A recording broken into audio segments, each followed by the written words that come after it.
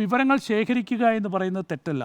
നമ്മളിപ്പോഴും നമ്മുടെ സെൻസസിനെയൊക്കെ അടിസ്ഥാനപ്പെടുത്തിയാണ് നമ്മുടെ പല ബഡ്ജറ്റും നമ്മൾ തയ്യാറാക്കുന്നത്. അപ്പോൾ ഈ വിവരങ്ങൾ ശേഖരിക്കുക എന്ന് പറയുന്നത് വളരെ പ്രധാനപ്പെട്ടതാണ് ഒരു ഭരണ സംവിധാനത്തിൽ.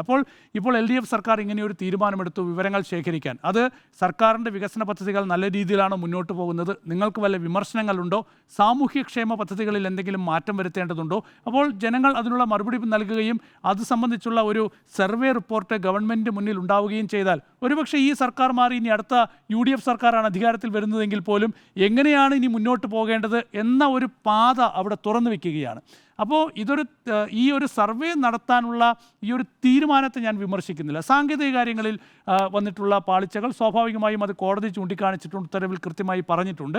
സാങ്കേതിക പിഴവുകൾ ഇവിടെ ഉണ്ടായിട്ടുണ്ട്. പക്ഷേ ഈ ഒരു സർവേ അത് വളരെ പ്രധാനപ്പെട്ടതാണ്. അത് ഇനിയും ഇത്തരം സർവേകൾ നടത്തണം. എങ്കിൽ മാത്രമേ നമ്മുടെ സംസ്ഥാനത്തിൻ്റെ ആയാലും നമ്മൾ ഉത്തരേന്ത്യൻ സംസ്ഥാനങ്ങളിലൊക്കെ യാത്ര ചെയ്യുമ്പോൾ എല്ലാവരും പറയും വികസനം വികസനം എന്ന് പറയും.